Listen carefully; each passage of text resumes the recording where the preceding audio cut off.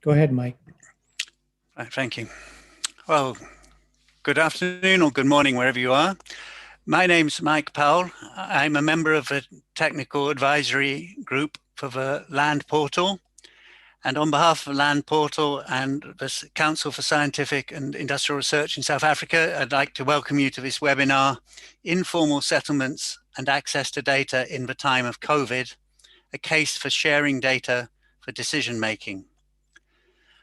I hope some of you 2 weeks ago came to a webinar with the same two organizations introducing their report on the state of land information in South Africa. Since the research for that report was done, the arrival of a COVID pandemic has provided a very practical and urgent example of the need for good information to face real world problems in real time. And that's the subject of this webinar today. I would like to start by welcoming Dr. Mark Napier, who is a principal researcher at CSIR and one of the lead authors of the SOLI report. And he will be providing some background to this webinar and to introduce our three panelists.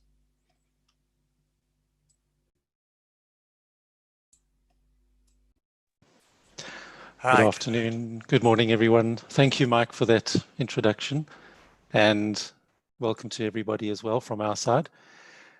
As Mike's mentioned, this is a follow-up from the launch of the State of Land Information in South Africa, which was some 3 weeks ago.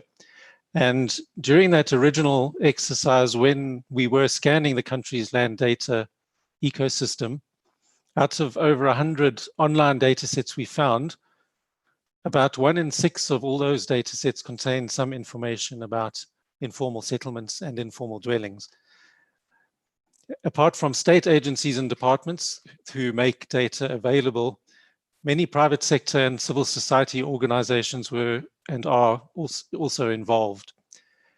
Citizen-based initiatives with online data sets such as the Know Your City initiative, which is linked to Slum Dwellers International, and the broad-based Planning for Informality platform, which looks at how large cities in South Africa are progressing with readiness for upgrading and informal settlements and improving backyard dwellings. These are good examples of what the civil society organizations are doing. Now, as we know, in 2018, according to the South African Statistics Agency, over 13% of South African households lived in informal dwellings. And in a city region like Gauteng, where I am based, that number is closer to 20% of households that live in informal dwellings. When we were doing some housing demand modeling in 2016, we had forecast that by 2030, there would be an increase from 20 to 26% of Gauteng households living in informal dwellings and settlements. And now with the economic growth outlooks and the forecasts looking worse because of everything that's been happening, we ran those numbers yesterday again, and the forecast is that by 2030, 32% of Gauteng households will be in informal dwellings. So a third of people who live in this part of the country. So the spread of COVID-19 in South Africa and other countries in the region has brought again to the fore the fact that very dense, underserviced, informal settlements are unsurprisingly, not healthy places to live. And the kind of basic emergency response, which involved water, sanitation, food supplies, that was required to address the imminent spread at that time, and then the ongoing management of COVID-19, highlighted even more starkly the widespread vulnerability of the poorest.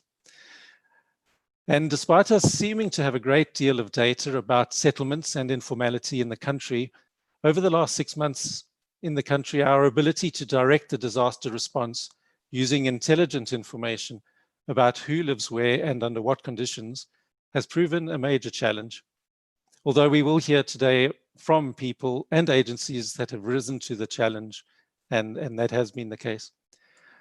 Another, just a piece of background information, in March of this year, when our country lockdowns began, to broaden the engagement around the national initiative to guide the state-led response, the South African Department of Human Settlements convened what they called a COVID-19 informal settlement sector engagement platform. The group that's hosted on WhatsApp and Google Groups now includes well over 100 members from across the spectrum. And the Human Settlements Department especially wanted to connect with representatives from organizations working on the ground, in communities, in informal settlements. And the ongoing engagement between state and civil society in the housing sphere in a time of great challenge has taught us many lessons that we need to continue to reflect on. So despite this direct engagement, one of the strategic level challenges has been one of accessing up-to-date data about informal, rural and inner city settlements where services and housing are inadequate, and that is properly coupled with data about the people living there. And this challenge has highlighted again the real need for institutional coordination and where possible open data sharing across state and non-state actors, many of whom have reasonably current data sets, but for a variety of reasons, these are often held in different envelopes. So today we're going to reflect on the challenges of accessing data and information to aid a more comprehensive understanding of informal settlements in time of crisis or disaster. I'd like to just introduce our panelists today. Thanks again to everybody. Firstly, we have Amity Vauda, who is a recently retired civil servant. He has had 25 years in government and joined the Mandela government in 1994, coming from Plan Act, a prominent activist NGO at the time. Issues have been detected that need your immediate attention. Click on Clean Now to fix these issues. Up until his retirement, Amity was Deputy Director General and Head of Policy for the Department of Human Settlements. Our second panelist, Elise Leroux, is Principal Geoinformatics Researcher at the Council for Scientific and Industrial Research, where I'm also based. She is in the Urban and Regional Dynamics Group. Elise has worked in the R&D industry over the past 13 years, providing planning and decision support solutions to local and national decision makers in the fields of disaster risk reduction and long-term climate change adaptation. Thirdly, Miriam van Donk, she is director of the Isandla Institute, an NGO in South Africa that operates like a think tank on inclusive cities and urban citizenship. She is an urban planner by training and has worked extensively on issues such as participatory urban governance, informal settlement upgrading, urban land and spatial justice, and she plays a central role in mobilizing civil society organizations around peer learning and advocacy on these issues. I'm just going to mention Mike Powell as our facilitator, who is interested in establishing effective intermediaries between technology developers and ICT users in the development sector. He works regularly with the Land Portal and is hosting also today on their behalf. So we look forward to today's discussion. I would like to sincerely thank from my side the panelists and the facilitator and all the people in the background who've made this happen, and for people making the time to share their valuable experiences and insights. Thank you, Mike. Thank you, Mark. Right, well, we now come on to the main meat of the session, which is contributions to our panelists. I should mention that we'll take all the contributions first, and then we'll try to organize it so there's plenty of time for questions at the end. I should also mention that this is being recorded and it's also available for live viewing on YouTube if that's easier. So I'd like how we're going to organize it is essentially in 3 rounds of questions, but of which the first will probably go on for quite a bit longer than the second and the third. And the first round is looking at the challenges, historic challenges around organizing and making accessible quality comparative data and information about informal settlements in South Africa, and then to think about how this impacted on the initial and ongoing responses to the pandemic.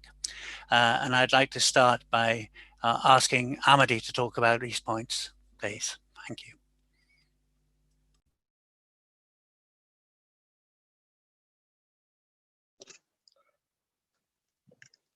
Hi, everybody. I thought that I would begin by simply giving a background that everybody knows, but it's quite important. We know there's a global pandemic. We know that it impacts cities and towns and its citizens indiscriminately, but particularly dense urban areas. We know our knowledge shifts daily, and it's based on universal knowledge sharing, and it's optimized through a media that's supportive of sharing this knowledge and interrogating it. It's based on international normative health data monitoring frameworks, so that's quite significant. Often led by specialist epidemiologists.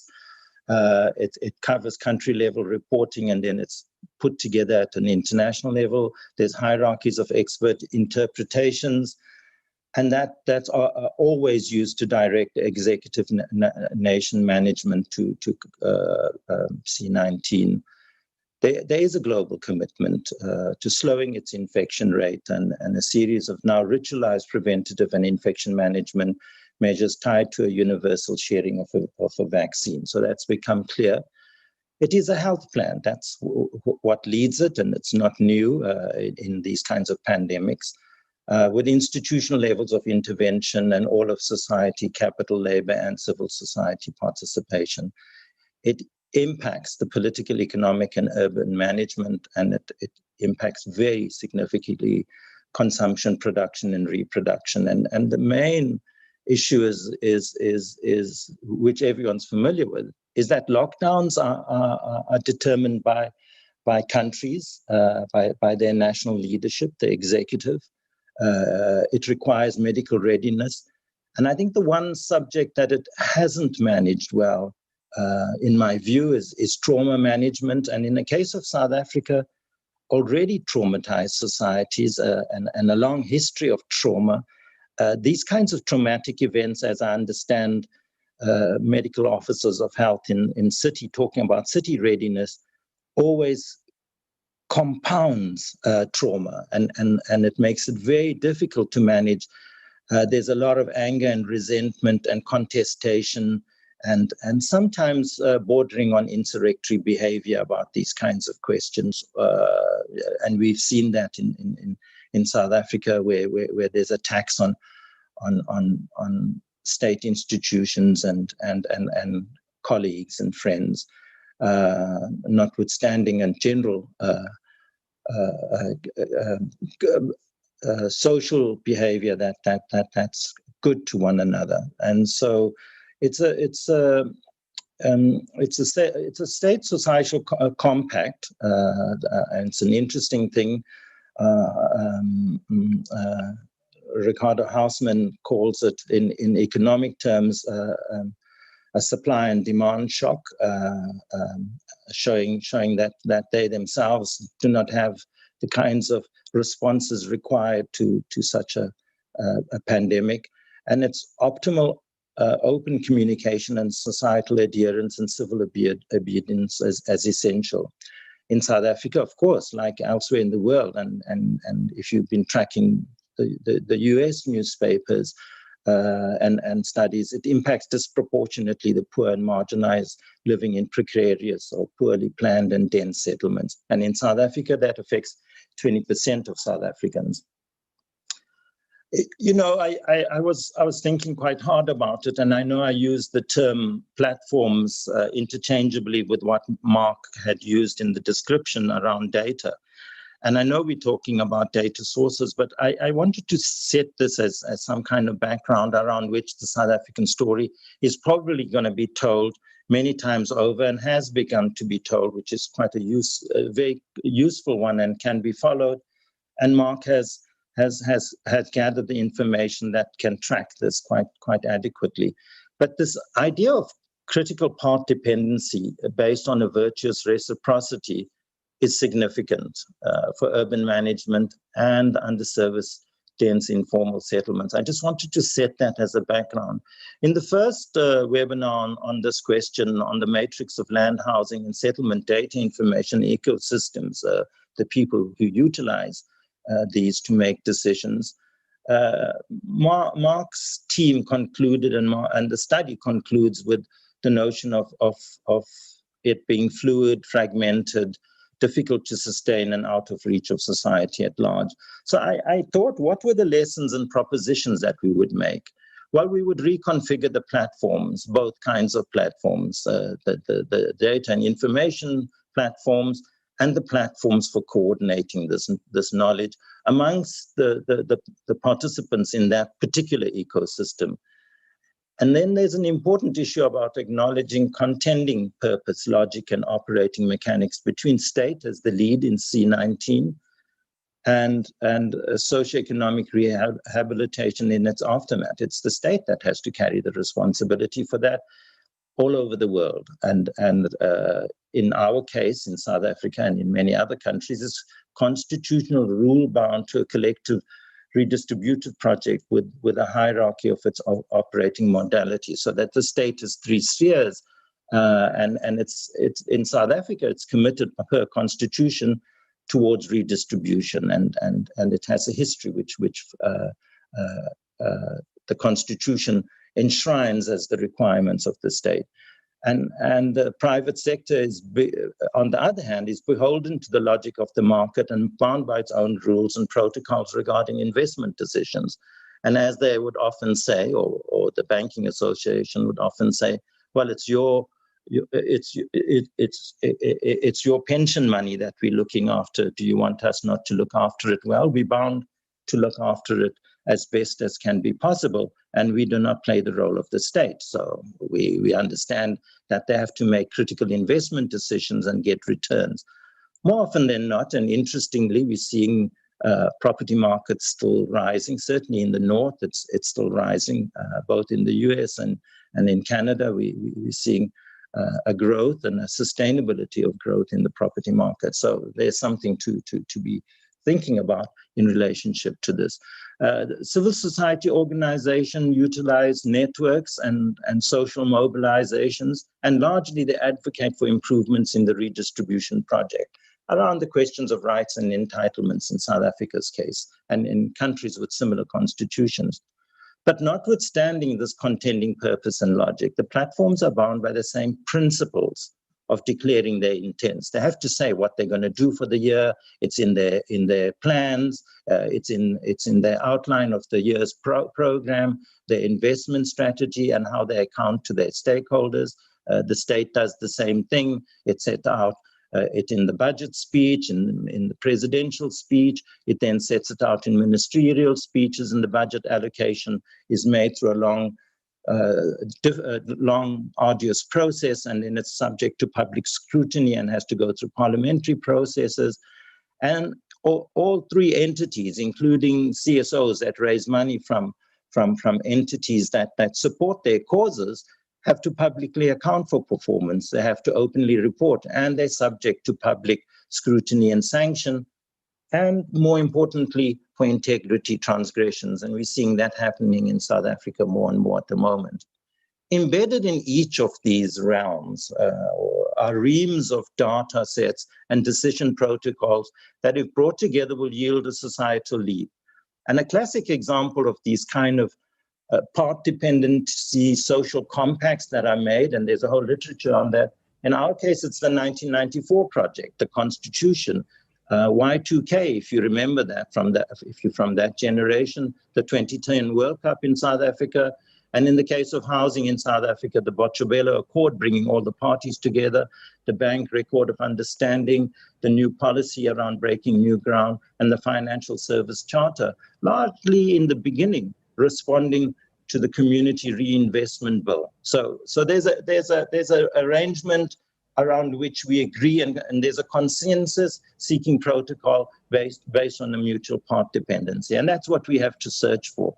Ahmed, can I ask you to come to your conclusions, please? Yeah. We're running low on time. Thank you. The terms in the knowledge data sets means to allow us to produce shared decisions in our best interest. And in the case of existing informal settlements, we must structure it around a theory of change and agree and negotiate the theory of change. And within that causal pathway, look for the data sets that are necessary to make these decisions.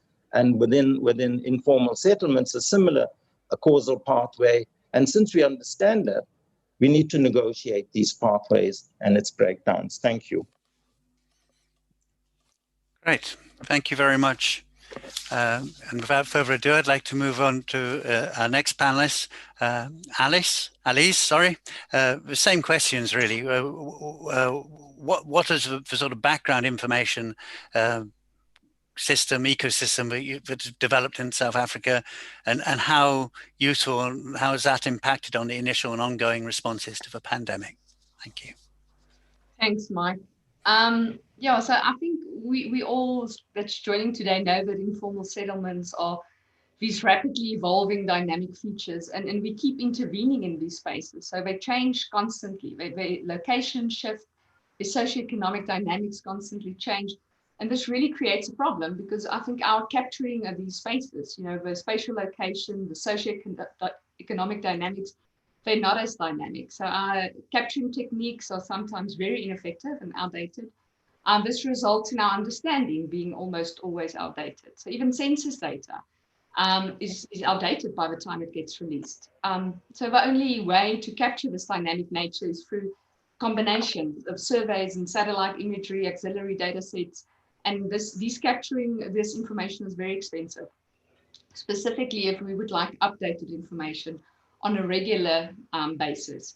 And it also requires a very unique skill set. So government, municipalities, they only capture and monitor these small patches of informal settlements because they're only interested in small geographical areas. And this really leads to fragmented and sporadic data sets. So you need consistent measurement techniques. You need techniques that doesn't differ all the way.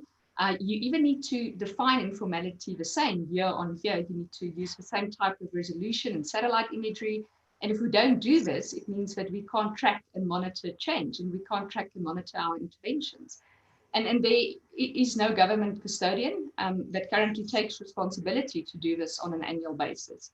So all of this, and I paint this picture because this is resorted most organizations and departments to revert to proprietary data sets and proprietary data sources, because these are very accurate and they're very reliable, but they rest in the private domain. These sets are created through very unique combinations of highly skilled expertise. They access satellite imagery, they use specialized extraction mechanisms, the capturing techniques are unique, they ground truth their data, they match it with supplementary and survey data, and all of this costs a lot of money. And as such, we need to recover that cost. So there are two ways of accessing informal data in South Africa. The first is probably open and free, but it's not easily accessible. It's very difficult to find this on a platform where you can download this. It's fragmented across municipalities, as explained. It's not reliable and it's not comparable, making it outdated and making it difficult to monitor and track change in these spaces. I think the second way to access it is data that is not free. It is not open, but it's very reliable. It is very accurate. It's accessible and it's current, and you can compare it across years. But this type of information rests in the private domain. So when we declared a national state of disaster, this prompted solely a government response, at least initially, about rolling out water tankers to these vulnerable areas, ensuring adequate access to sanitation and water, highlighting these vulnerable hotspots. Where do we need to intervene in them from a government perspective? And this created a bit of a problem. So many of the sector departments, right at the beginning, they all ask exactly the same questions. Department of Water and Sanitation, the National Disaster Management Center, Department of Health and Housing, Human Settlements, they all had a mandate to respond to this, and they all had to respond in different ways, but they all had to respond to the same areas. Communities, they ask the same questions. Where's communities that will struggle to apply principles of social distancing? So where's our highly dense areas? Where are areas without adequate access to water and sanitation? Where are our elderly communities? Where are our highly vulnerable communities? And these data sets really were critical, mission critical data sets. And we observed that they were not in the hands of decision makers, or decision makers, well, at least initially, they didn't have access to these data sets. We saw just before lockdown a great scurry to get the data. Specifically current up-to-date information on densities, informal locations, service access issues, and socioeconomic statuses. Our census data was done in 2011 and we're in 2020, so that was not necessarily the ideal data sets. So some organizations utilized all data sets, even as far back as the census data. Those who had the newer proprietary data sets, they were able to accurately pinpoint these locations and respond effectively and appropriately. But many were bound by sharing protocols, IP issues, censorships, and some saw this as a commodity that they could advance their ideologies. And so we did pick up some silo approaches to data management and sharing. I think the private sector did come to the table in these discussions, and they offered a lot of help. In the data domain, there was a lot of resources, tools, and skills offered, but I think there wasn't optimal coordination of these support. And the response to manage this help that was offered or channel the help, I think that maybe fell a little bit flat. Our procurement of these data sets takes a long time, and we didn't see negotiations for multiple access to the same sources, and that didn't happen. Departments were very hesitant to bring some of these data providers online and to stream their services. But since then, there's been a lot of negotiations and contracting and gaining access to this. So where these relationships have been set up to be very dynamic, where you can access the newest information on a very dynamic basis. There we can now track and monitor the interventions we implemented in the past 7 months and what's been the result. But if it was just a once-off negotiation, if you just acquired the data right at the beginning, then you just had a status quo picture and you would be in exactly the same position 7 months later than before that, and your data would already be outdated. Yeah, so I think, Mike, that's my response to your question. Thank you, Elise. Question around Elise Leroux. And without further ado, I'd like to move on to Miriam van Donk to answer the same questions. Thank you.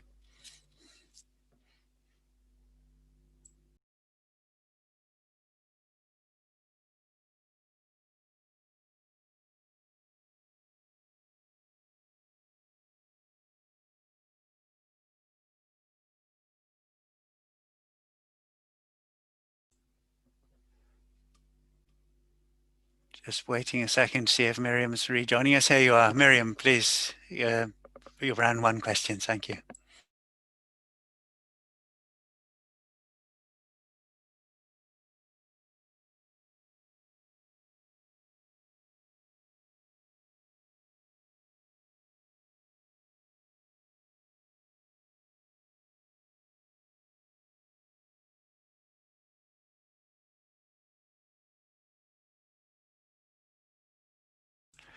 I think Miriam's struggling. We've got a connecting to audio buzz coming up.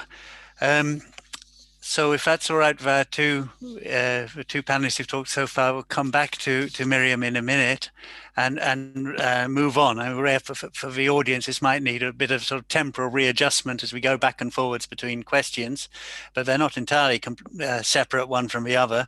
So the next round of questions, we're supposed to think about what tools and platforms specifically have proven useful in decision support in this crisis, and what new things have needed to be developed in order to cope. And the first speaker on that, on our original timesheet, was Alice, so I'd ask her to come back to that if she may, and then I'll also pose the same question to Amity in a minute. Thank you very much. Thanks, Mike. So on the tools and platforms that was proven to be useful, so I think we need platforms to access data, but we also need to utilize or engage with the data through software and decision support tools. So many organizations and departments, specifically in South Africa, has a lot of good internal capacity and skills to extract the necessary information from data platforms and to process this. They just need access to the data and then they're actually good to go. So in this instance, the role of an online data platform are essential, but you still need to negotiate the IP issues, the censorship issues around the data, or whatever else it is that's restricting the sharing of data. So we, in the CSR, we try to support this process by making many of our base data sets that we hosted internally available online, right at the beginning of when the pandemic started in South Africa. And this was done via an already established platforms because this was quicker to use. We created a link that we called Gain Access to Critical COVID Information. And we posted this on one of our very much used disaster risk reduction, climate change adaptation portals front page.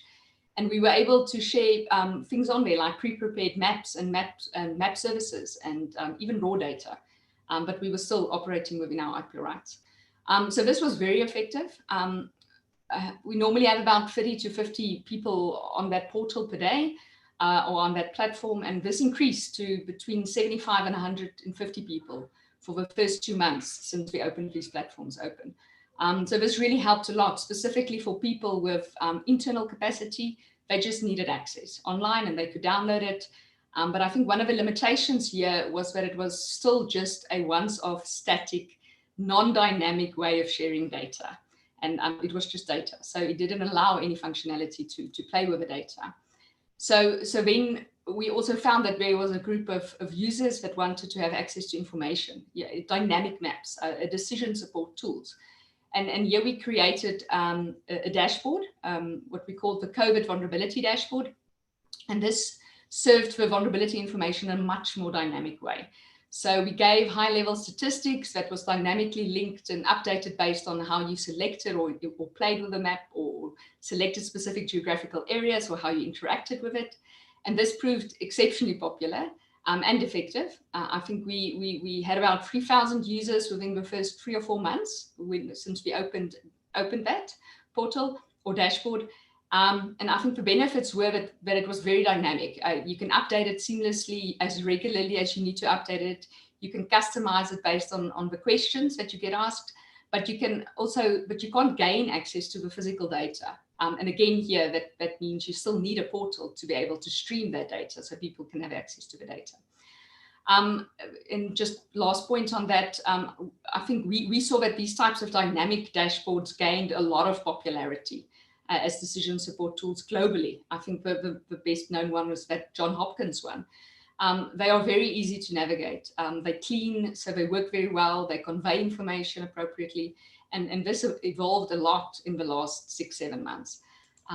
But the data that you serve still remains the vital element. So if you negotiate the data and the services in the back end effectively and efficiently, then it can be a game changer. So I think we saw the creation of things like data lakes and warehouses, and we saw more dynamic data sharing mechanisms.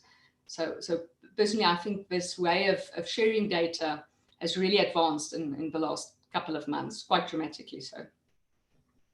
Thanks, Mike. Thank you.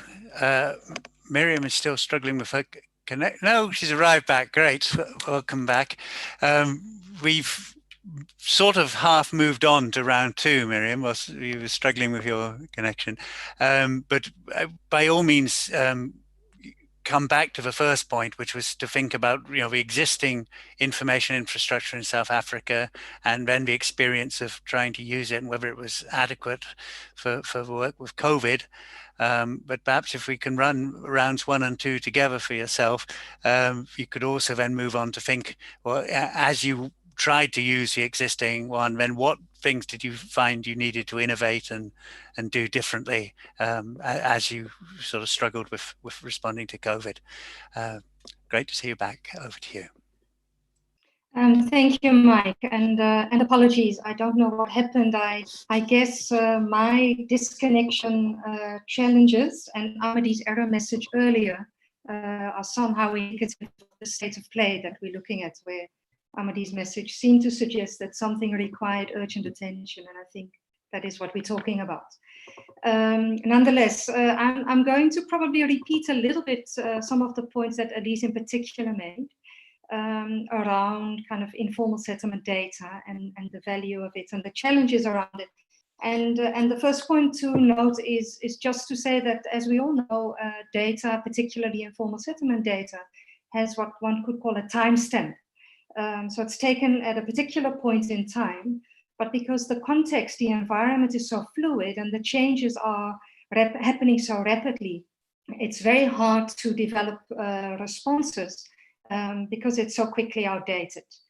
And that's not only at a national level where some of the data gathering takes place, it's also at a city and municipal level, where we find that even cities themselves and municipalities themselves often don't have the right amount and the right detail in terms of data to respond adequately and accurately in informal settlements.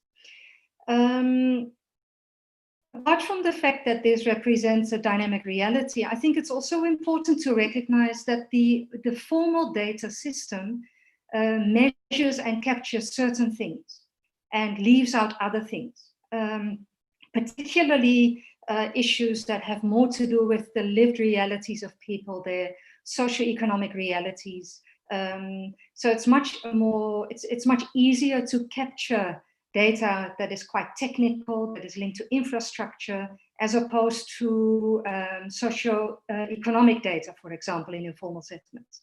Yet that is equally important to be able to respond adequately to the realities in informal settlements. I think both Amedy and Elise have already mentioned that there's significant amount of fragmentation in terms of data and data systems related to land, both across different sectors in the public sector and different departments, across spheres of government, as well as within a single organization like a city or a municipality. But the one thing that I want to bring out is that there's also a great amount of sensitivity around data, particularly on informal settlements and how it may be used by citizens and community groups. So we do find that where municipalities and cities have data, they're not keen to share it because they are anxious about how it will be interpreted, how it will be used. And a lot of that has to do with a much deeper culture of distrust that we see in South Africa between cities, between governments and citizens. And I think, again, Amedy alluded to some of that already when he referenced issues around contestation and anger.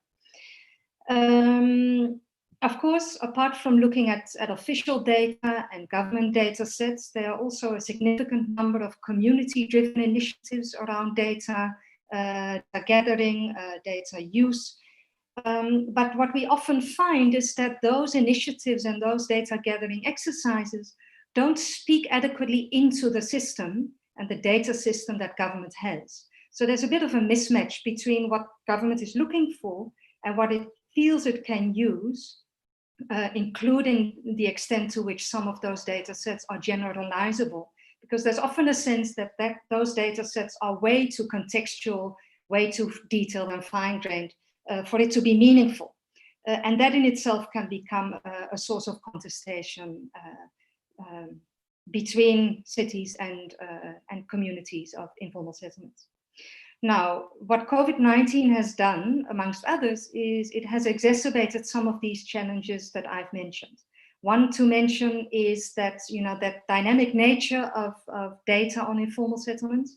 For example, we've seen a significant number of land invasions and the erection of new informal settlements, informal structures during COVID-19, particularly when the more intensive lockdown was kind of released somewhat.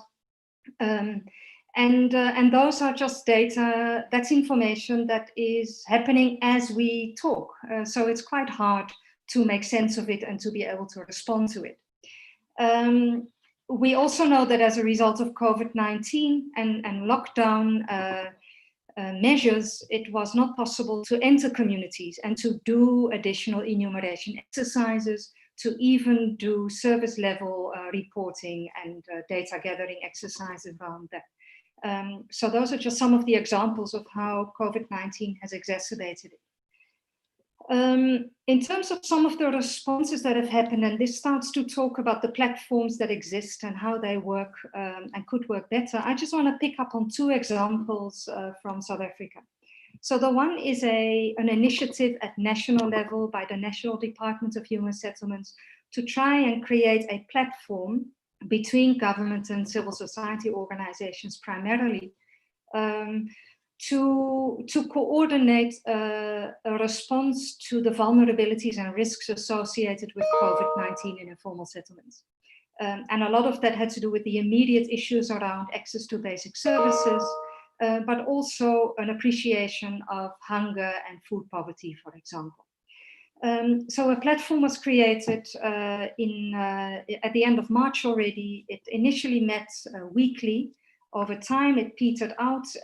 If it meets monthly now, that would be considered frequent. I think it's not as regular. And some of the reasons why that platform, I think, didn't work out the way it was intended was, first of all, it lacked focus and purpose. And it was quite clear that there was a different expectation from civil society organizations and some academic institutions who joined subsequently, and government stakeholders. The second thing was that civil society organizations initially came in with reports about deficiencies in informal settlements, needs for water, sanitation facilities, even food parcels. And there was a sense created that civil society organizations were reporting into this forum without really understanding or getting feedback on what happened with the information they presented. So it felt a little bit like a one-way stream where civil society organizations were expected to report. There was some troubleshooting, there were some responses, but it wasn't kind of coherent and consistent. I think very importantly, one of the problems with the forum was that that city representation and municipal representation on that platform was very erratic and limited. Yet a number of these responses actually are located at the local level and the municipal level. So there was a real challenge with who the key implementing agents are, who were actually not in the room when these things were discussed and reported on. And perhaps one thing to note is that a meeting platform that was set up with all good intentions to bring about a coordinated response to these urgent issues is, particularly in the longer run, probably not the best forum to manage data around these issues and to create a response system. The second example I want to reference from the national level down to a local level to the city of Cape Town, where I reside, was that there was a request. Miriam, yes. I could just ask you to wrap up now or very soon, please. Sure. So here in Cape Town, a request was made from civil society organizations to have a coordinated platform to act as a response mechanism for the vulnerabilities created as a result of COVID-19. And the city was not interested in a platform of that nature. And I think largely because it has to do with this culture of distrust that exists. And also when city institutions go into crisis management responses, it's often very hard to be more open and flexible. I had hoped to speak a little bit about some of the community initiatives and community monitoring initiatives around basic services, but hopefully I'll have an opportunity later to do so. Thank you, Mike. Great. Thank you very much, Miriam. Well, because of the technical hitches and so on, I think we've really got through the first two rounds. I didn't come back to Ahmedi on the second round with tools and platforms because as head of policy, I've made a sort of assumption that he was perhaps less involved in that side of it, and also point out he's recently retired anyway. But I would start by asking at the third and final round of the question. The question is really thinking about what has been learned from the whole experience, and what have we learned about the management of data and information, and what more can be done to support decision making at a time of crisis in future. And I hope this is an opportunity. Ahmedi still with us, yes, excellent. Start this round with Ahmedi to ask that more general learning question, but also obviously if you've got any points you wanted to make about specific tools and platforms, please feel free to do so. Ahmedi, over to you. Yeah, look, I want to start with the last question, and of course, I'm generally still up to date with what's going on for all sorts of reasons, and I'm in all sorts of networks. But the point about the nature of informal settlements and understanding and data about it is the relationship between place, which is largely known, and people, which is not always known and can be fluid, and that's what Elise was saying. But if we track place, there is a set of good data to deal with place, but people, there's an emerging one. So let me just go back to people and the current condition around COVID-19. What COVID-19 did from a health point of view is drive through a district health system in South Africa, which was established as a set of references by which they can track and epidemiological teams can track shifts in particular groups of people in particular place. So it's a district health system and it tracks it, and it's quite sophisticated, and there's weekly reporting on it, and the reporting is to track generally shifts in public health conditions and what needs to be done. But this was ratcheted up by a very powerful team, and I think Elise refers to that, the COVID vulnerability data set.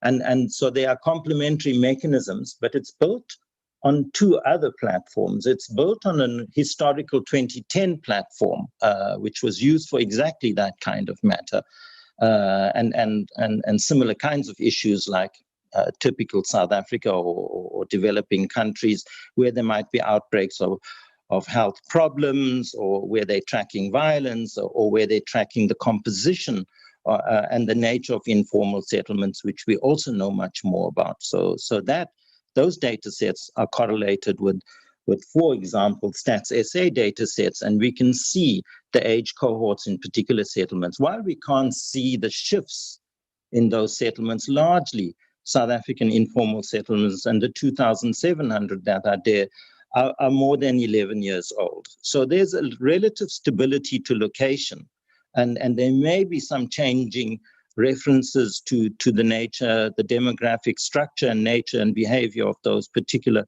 communities at a people level.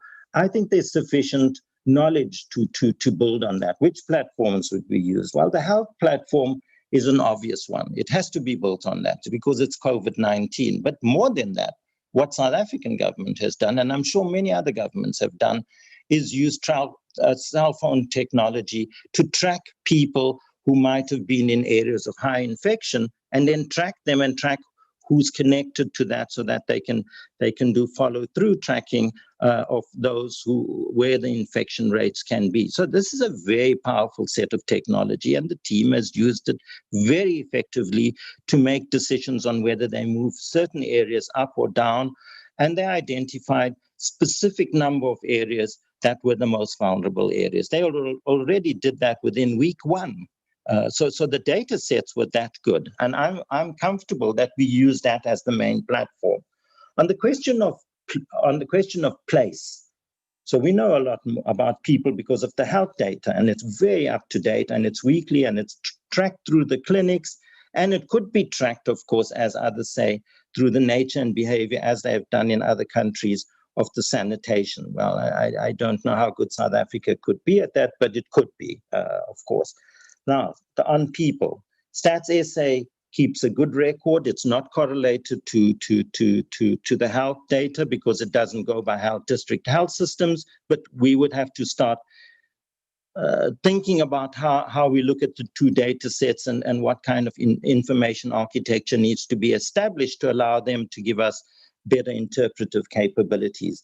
The IEC, the election the election council that manages the elections has a terrific set of data because it has to track who's eligible for voting, and that's a very big political project. So that's good. Matthew, 1 minute, please. Okay, and so they and Eskom has data sets. So what we have is a set of terrific data sets for place. Let me then just conclude with two questions. In COVID-19, or politicians, capital, and NGOs and CSO say, never waste a good crisis. So under those circumstances, each one behaves in the way that they should behave. in these circumstances. And then on those bases, in a moment, all rules and norms are suspended because they're under emergency, but all rules and norms have to be renegotiated. And that puts us back into a position where the state must pull the parties together if this is to be negotiated societal-wide. So it's something which we would have to deal with. And all of the responses by the state need to be dealt with that. Probably, so I think that the protocols exist, and Miriam has talked to them, but those protocols need to be observed and they need to be negotiated. All of the parties need to ask for the protocols between NGO, government actions and private sector actions. For example, do we suspend rentals? Do we use the Rental Act to enforce conditionalities that don't, and which we have? The state has said no evictions, including in rental. Therefore, everybody has to adjust and everybody has to negotiate. What are the channels for those negotiations?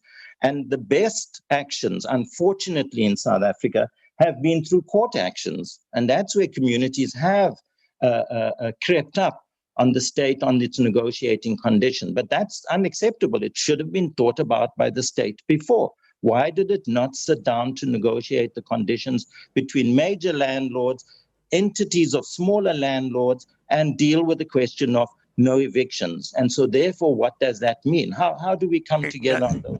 Can I pass? You've ended with a question there, which Miriam may well wish to respond to, about how these things can be brought together to improve coordination and negotiation for terms.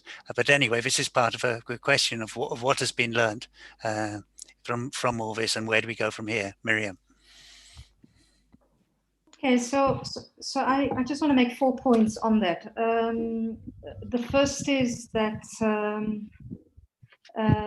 obviously there's a lot of talk around open data, and I imagine Elise may want to pick up on that point as well. Just the importance of using open data as the ideal, but I think we all know that there are challenges with open data, not least of which has to do with personal information, proprietary issues, and so forth. So one has to be kind of careful around that. I think the second point I want to make is that while data is a very important ingredient of evidence-based responses, it's not the be-all and end-all. Right? It's open to interpretation, it's open to negotiation, it's open to bias, and it really depends on the purpose for which one uses the data. So we always have to be clear what we use it for.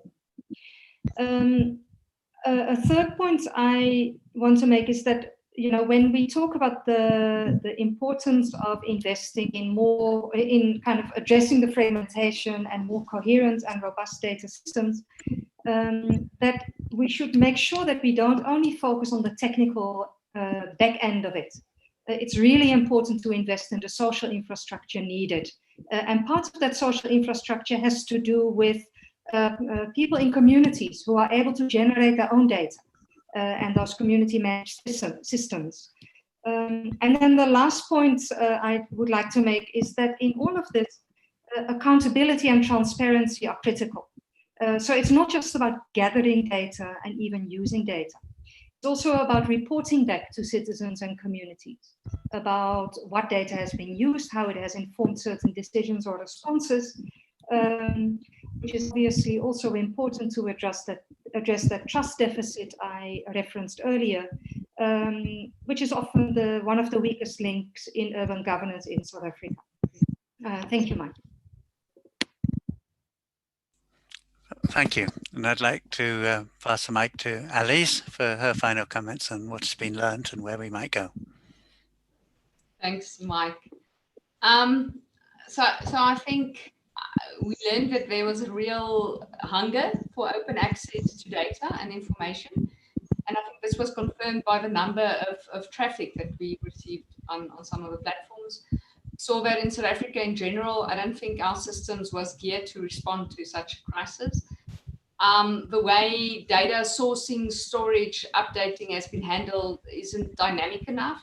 I think those organizations that has taken data seriously the management thereof, investing in it prior to the crisis, and that saw it as a commodity. I think they were ahead of the curve. And there's still a lot of gray area around data custodianship and sharing protocols, data sharing protocols, still a lot of gray areas around that. I personally think the better the data handling is managed and negotiated at the back, the better these tools are going to become and be. And I think these negotiations, and I agree there with Amadi, needs to be shared negotiations.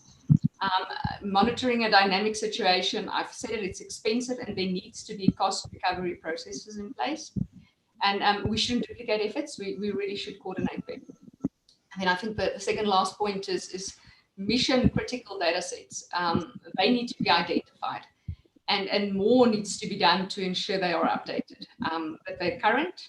This means we need to invest in them, and we need to make them open and accessible. So there was a lot of good data, but it wasn't open and accessible.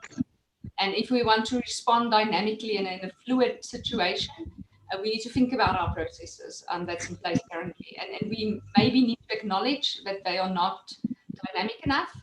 Our procurement processes of data, of sourcing, our way of serving these data sets, it's definitely not ideal. And we should probably pay a little bit closer attention to this going into the future. Thanks, Mike. Great. Thank you very much, all of you. And I apologize if I've chivied people along more than I wanted, but we're very much on time, which is excellent because it'll leave plenty of time to discuss questions that are coming in. If I might make two or three comments as an outsider who not knowing much about informal settlements or South Africa, I think many people, other participants in this webinar, will be recognizing these issues that have arisen. And I think probably the key ones, as has been really well explained at this end by all our panelists, I think, is the need for trust between the different parties involved. People have to trust each other's information. They have to use it. They have to believe what's said. And it isn't. There is a strong political area to that, which is both poses a problem in the sense of how to build that trust when between quite conflicted groups. And it maybe starts with accountability and transparency, as you said, but it also leads to an opportunity, because I find that if you talk through the informational issues about collection and acknowledgement of data, where it comes from, the different levels of granularity that might come from a street survey as against sort of area level statistics and so forth. But if these things get talked through and the concerns recognized and negotiated, then this discussion around quite technical issues about information exchange can actually provide a basis for good operational cooperation between the agencies and parties concerned as well. So I think that's the emphasis on the social and political small p interactions necessary to build good granular data sets, particularly in a fast-moving situations, are very important, and all our speakers have referred to them. But I think would also hope we don't ignore there are some quite complex technical issues underneath it, which when, for instance, we were working on the State of the Land Information Report for Land Information Report for South Africa, it was obvious that it overlapped with marine data and with climate change data. And this COVID work overlaps with health data, has been pointed out in the talks, some of which, of course, has got to be and should be entirely confidential, but some of which can be shared. So there are lots of technical issues about how, when you're collecting data for one purpose, you should think about what else it might be used for, but also then what sort of, whether it's software or technical or protocol basis there are for what is and isn't shared and under what conditions. And I think these all sort of add grist to the discussion of what's been learned from this experience in South Africa. So we have some questions, and please keep sending them in. Some are for everyone, some are for one so far has been identified directly. I'm trying to sort them out. I think perhaps for the starting point is a very general one, which someone has asked, when talking about informal settlements in an African context, is it basically linked to their land tenure security or to precarious physical characteristics and poor living conditions in those settlements, especially in dense settlements? And you know, how does that affect how you can intervene in them?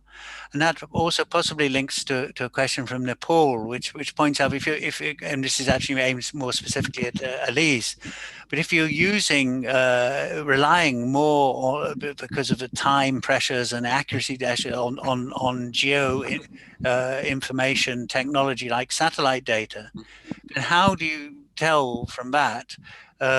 You know, when actually the physical characteristics of a settlement may be very similar, certainly in older cities in Nepal, where some formal areas with legal land ownership resemble informal areas where no legal documents apply. So what would you suggest in such cases? I think that maybe all three panelists have something to say about those, but I'll start with Elise as you part of that, but geospatial one was aimed at you. Okay. Yeah, so on the question of how would you suggest one do it in a case like in Nepal, where it becomes a little bit more informal in terms of its characteristics, but it's in a formal land tenure, I think you would utilize the same techniques that you utilize in capturing socioeconomic data and location data and informality. So it would be a combination of techniques. I think you would utilize satellite imagery or aerial photography to capture the location, and you would do this regularly, and you would have to send in surveys to be able to capture the socioeconomic dynamics of those areas. So you would have to have a mechanism for capturing the information on the ground. I think we have seen recently, if you've got good market data or mobile data, that can also be an auxiliary data set that you can utilize. But I think surveys and a combination of survey and satellite data would be the optimal case in such a scenario. And then, Mike, maybe on the first question around the land tenure, I think I'm going to hand that over to Amity. Fine, Amity, please go ahead. I was looking through the questions. I didn't get the question. Essentially, it's to do with when we're talking about land informal settlements in African contexts, and looking at problems and issues. Is the issue primarily that of land tenure security, or the precarious physical characteristics and poor living conditions in such settlements?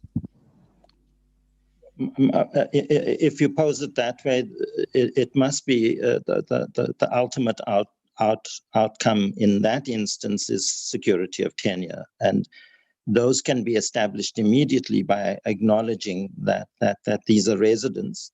Often in voter cases, they're voters, and therefore they're citizens, and therefore should be recognized and be given security of tenure. The precarious situation will move on once there's a consensus that they have to have tenure on land that's able to accommodate them. So that's simply the answer I would give, if that's helpful. And then that question would be, how is that area acknowledged? And South Africa's gone some way in its new legislation, finally, that acknowledges and recognizes and gives the status to informal settlements. And they may, and a large proportion of them are tenuous and in precarious circumstances.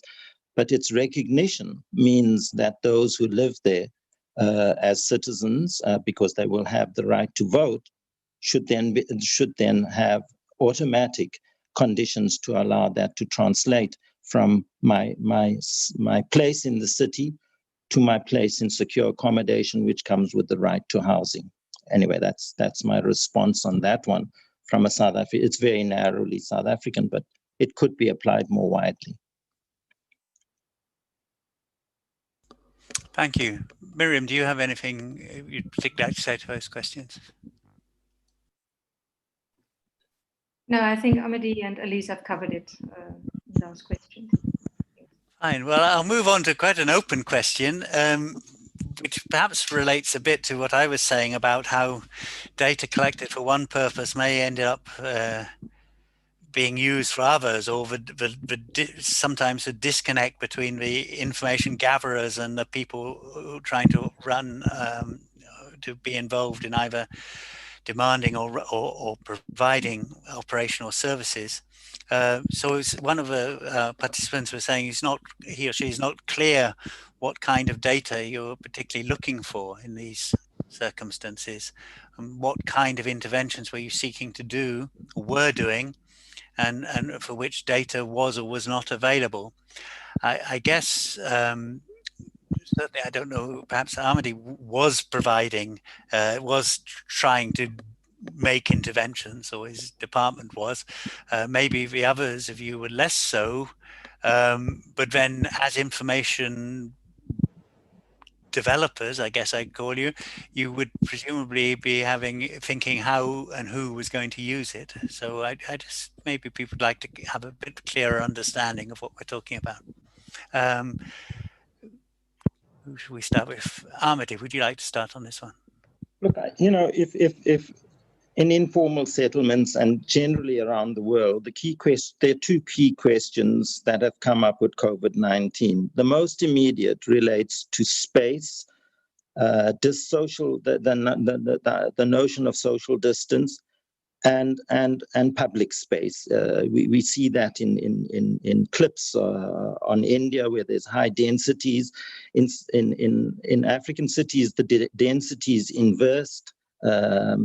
And so the questions around data would be occupational density and residential density and the quality of the units, because COVID-19 thrives under certain circumstances which are not new. For example, TB thrives in the same circumstances, and the highest incidence of TB in the world is South Africa, and it's all related to its housing conditions. So density is at its key. The occupational density is the key data that we need to know, and then its plans must respond to density. Even within the forms of material that reproduce TB, at this moment it's COVID-19, so space is at a premium, and the state has to intervene on that. The creation of public spaces are not new in health circumstances. So what would the design be to respond to the question of space and density? That would be the most fundamental from my point of view, and how we comprehend and understand that, and then respond to that critical question at this moment, and that would be the most critical. There's a secondary one which relates to food security and jobs and dislocation and distance and the use of public transport. And that one is a more complex problem, but that one requires less about the data, because we know the data around that. The question would be how to reduce transmission by increasing space and density in the transport systems. In high density cities using underground, that has affected differently public transport in South Africa, in small taxis.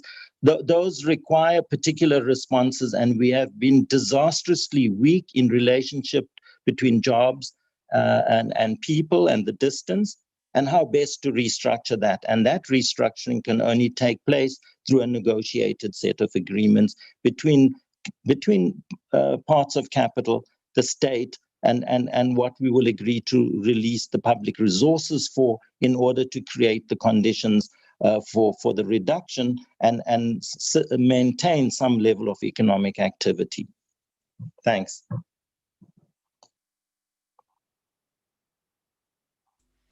Miriam, you got anything you'd like to add there? Yeah, so in a very concrete and immediate way, I guess, I'd like to just talk to a particular initiative around water and sanitation and waste removal, and a community-based monitoring initiative in the context of COVID-19, because of a recognition that creates a very particular environment of vulnerability and risk when informal settlement residents do not have adequate access to reliable water supply and reliable sanitation and waste removal. So there's a particular initiative in South Africa called the Asivikalani campaign. It's spearheaded by a number of NGOs in South Africa that operate across the country. It's a fairly simple tool in its kind of intention. It was really to give informal settlement residents an opportunity to report on deficiencies in these basic service provisions around water, sanitation, and waste removal, and to develop some sort of report or scorecard to their municipality to indicate where the services were working well, where they were not working well. At the moment, it is taking place in about 250 settlements across South Africa, over 200 in 7 metros, and then another 30, 40 in some of the smaller municipalities. It's had mixed success.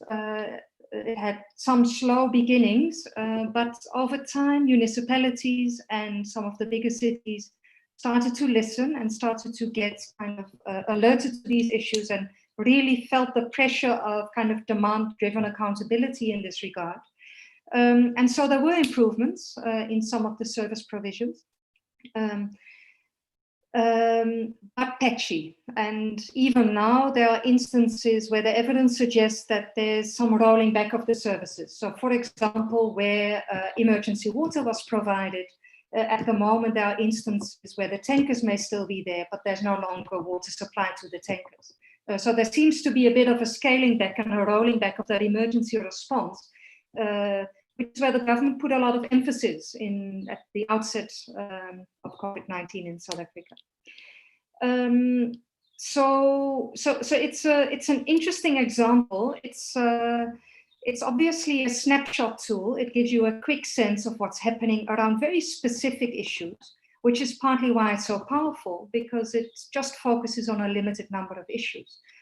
If you make this a bigger tool, that starts to pick up on a whole range of other issues that are important in terms of the quality of life in informal settlements, it's likely that the tool loses its kind of punch, so you will to say. But nonetheless, it is an important tool, and there are currently conversations around, sustainability, and could something like this connect into a government system? There are some government stakeholders who are quite interested in this. So what could that look like? Maybe just to contrast that to a similar initiative to look at water supply in informal settlements in Cape Town, by the city of Cape Town again, over the last couple of months, particularly in the context of COVID-19. And there we see that because the data is recorded in a similar way, using kind of community infrastructure to pick up on where the faults may be only around water provision, it then gets elevated into, or has to connect into a city data system, which is set up in a very particular way, and it creates all kinds of disconnects between the city data system because it follows the technical routes rather than the more accountability, politics with a P, relationship building kind of routes that Mike was referring to. It then creates some challenges to have a good operational response to it and to have kind of a sustainable initiative around this. So again, it's work in progress. Those issues may well be resolved over time, but just to illustrate that, these two different approaches throw up different possibilities and have different purposes. Thank you. Thanks very much. In answering that, you've actually also answered another question I was going to put from the participants, or from a participant to all of you. You've gone some way to answering it, which was, how would you present or sensitize platforms differently, those used by community support organizations and the public, and for decision making, and presumably those compared to those used by local authorities, you've just indicated from Cape Town. And I would, so I've it's a slightly wider question, but you've given some very good examples towards that. And before putting it, I mean, I'd like to link that back to a couple of things. Well, one of which is, I think the point of it, that people collect information about what's directly concerned to them. So you can't expect someone who's interested in TB, for example, to be collecting information about something else. So you've got to adapt to that. You've got to find the right language to communicate, which is an issue which the Land Portal is particularly interested in exploring through its membership of a community called Landvoc, which is looking to come up with good terms and concepts to translate ideas both between different natural languages, but also within languages, within English. For example, between the language that the technical director of water in Cape Town might use and what people might use to describe their water supply or lack of it in informal settlements. So that's an issue people might like to follow, but particularly if we move on to semantic web technologies to find the definitions and allow for equivalences and translations. But also that I think applies to what Elise was saying earlier about dashboards, because my one concern with dashboards is they can all look wonderful and people can be amazed by the dashboard and what it's telling them, and sometimes not ask enough critical questions about the information on which it's based and where it comes from. And I think in that particularly the examples you gave about water and how local information doesn't fit very well into kind of professionally designed IT systems and data collection systems, and whether that means stuff is excluded from these dashboards, which are actually the most important things that political leaders should be paying attention to. So I'll pass that one back to Elise, and then I'll move on to ask Amity if he's got any observations on that afterwards. Thanks, Mike. So I think about the sensitivity of data, and Miriam also spoke about there's a lot of sensitivity about some of these data elements. I think maybe sometimes too much, because I do think there's ways around this that you can think and be creative about. I think one of those solutions are scale, just scaling the data. I mean, you do not necessarily for community or public purposes need to say exactly where people live and their specific information that's around that. And then you can just scale it up. If you scale it up, you're already actually desensitizing the information. So scale is a fantastic way of allowing access for different people to view the data. And then just, I think you can also use protection rights or access rights. And you can also create these dashboards to speak to specific decision makers and maybe allow certain decision makers to have access to very high level, high resolution data, and others maybe more scalable information that's more generalized. So I think, yeah.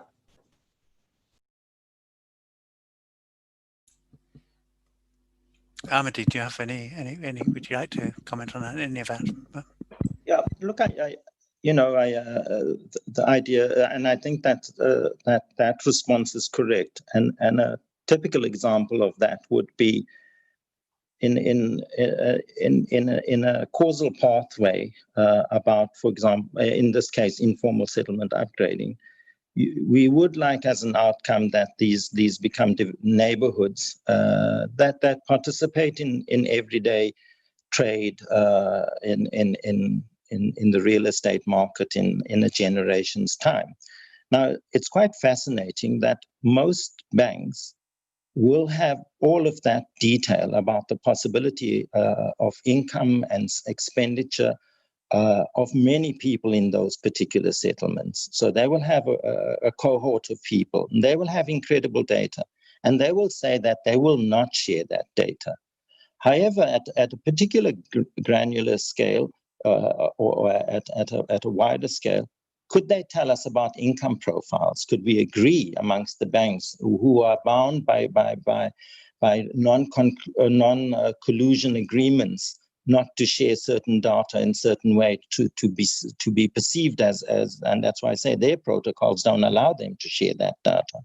But that also allows them to have a competitive edge. And they work out the neighborhoods that they will cede money to over the short, medium, and long term, resulting in some time the ability to give out loan finance for mortgages. Now they know that they're building their profiles and networks. What will they share with us and what won't they share with us? And that's quite important to negotiate it in order to make different decisions about settlement upgrading. In this instance, materials, co-ops. So along the causal pathway and the outcomes, if we can reach agreements on which data sets along from inputs to activities, to outcomes, to outputs, or outputs to outcomes, to meta outcomes, secondary transactions in an informal market, small landlords, then we can begin to record particular pathways and particular data sets that allow us to respond to C19 in the short term,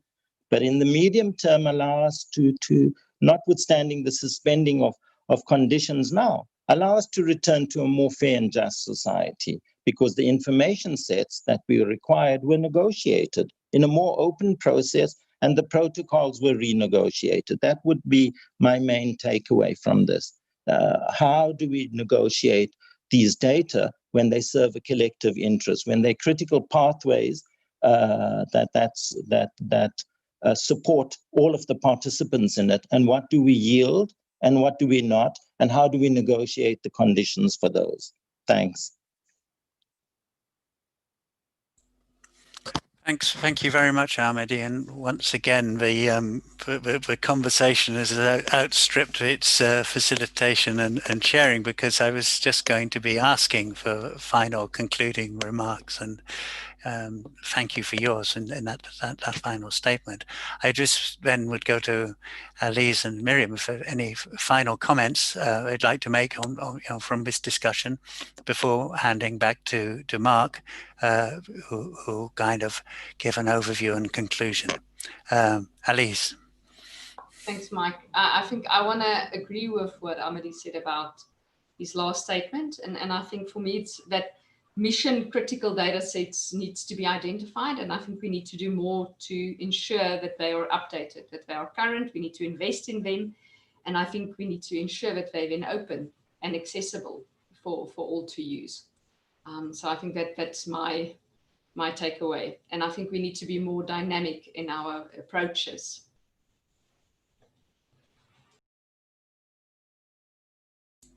Thank you. And Miriam. No, well, maybe just to also conclude along a similar line, and that is that obviously we can have extensive conversations around, the quality and variety and depth of data that is needed and useful. But I think at the same time, we have to be clear what it is useful for and who it is useful for. And at the end of the day, we also need to recognize that we are talking about a particular reality where there's a sense of urgency about change. So we don't have the luxury of, waiting and developing the perfect data systems. There has to be some immediate action and transformation on the ground, particularly in the context of COVID-19 to address those vulnerabilities and risks. But I think generally we all appreciate that the living realities and the uncertainties associated with informal settlements require more urgent attention and investment. So that's where I would like to leave it. Thank you. Thank you very much. Well, before I hand to Mark, I'd just like to comment that, I think I agree entirely on this, the potential of bringing the information together, and also that it's a real life, real time issue. It's not a question of if you had all the data, you would make the perfect decision, because if you had all the data, you would realize there were some things you didn't know and you'd need more data, and so on and so forth. And you don't make perfect decisions. You need to make decisions which people are happy with and are prepared to put work into implementing, which involves levels of consensus and compromise.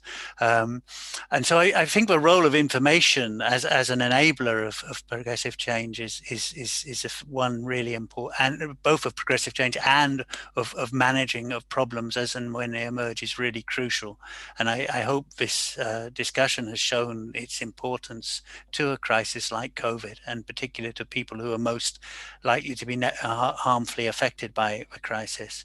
I think it does show the need for negotiation, for people to come together, and that is primarily a human relation issue, and it's primarily a local issue. It's for South Africa and different elements in South African communities to negotiate that. But I also think behind that, and when you talk about scalability of data and local granularity and getting, and obviously the process of trust and listening to each other's information and sharing it as being part of the building of a functioning collaborations. Then there are some technical issues involved in how best to do that, how to accommodate differences, different approaches, different purposes for different information. And on that area, I'd just like to give a little plug for the land portal and the work it does in trying to help, not in provide any simple solution, but in helping to talk to information specialists to make this work. And if that's my plug for land portal, I'm very happy to pass over to Mark Napier to bring this to conclusion with remarks which may be related to South Africa or to information management more globally. Mark, over to you. Thank you, Mike. We're close to the end, and I'd like to thank everyone for a very rich conversation, and everyone attending and submitting comments and information. I'm not going to make a summary of what people have said, because I think Mike has drawn the strands together very wonderfully already. So I was turning my thoughts to ways forward, and something that Amity said about reconfiguring both the individual platforms and the systems that link the platforms together. And in the chat and the Q&A, there was also a question about sensitivities of platforms to different types of users, and I think there's great challenges there. So I think one thing I hadn't quite realized in the state of land information, there was a lot of emphasis we found on data custodians in South African government thinking at the moment, and I hadn't quite appreciated that it's not that clear for informal settlements, sort of who all is responsible for different aspects of data. And as Mike has said, people, and we've all said, people use data for different things, all the way from advocacy to decision making. So the need for protocols, for standards, for ongoing work on awareness, for transparency in governance and open access to data, those are all fronts on which we have to keep on working. And I think just one thing to realize is, when we talk in a context of disaster, we often talk of that sort of building back better idea. In this case, I think on the 8th of July, there was an emergency budget speech from the Human Settlements Minister that announced 2 billion rand for upgrading of informal settlements. So I think we have the luxury in this country of having budget, having agencies, having data in order to make evidence-based decisions. But as Mike just said, building consensus as well. And so how do we build consensus about the use of data and the use of evidence to plan? So there's both the upgrading and there's the rapid release of service land. And those are going to reshape our cities. And I think with COVID, our thinking about how cities should be, the dance between the need for densification and containing sprawl and the role of good design in ensuring safety, those are things that we now need to use the evidence and the data to make good decisions. So I'll kind of wrap it up there. My plug is also to look at our urban knowledge exchange, which we often share information across with Land Portal, and they've always been a wonderful partner in building that urban knowledge exchange. And we'll keep information coming through that as well as through Land Portal. So thanks again. Mike, should I hand back to you and you can just close off? Thanks so much. Yes, thank you very much. I will also thank everyone for being involved. Elise, Miriam and Amity, thank you very much for your contributions, and you, Mark, as well, for organizing this and setting it up. I hope everyone else has found it interesting. As has been coming out in the comments, various summaries and more detailed information from the discussion will be produced in the near future. So thank you all for coming and listening, and I hope you found it useful. Goodbye.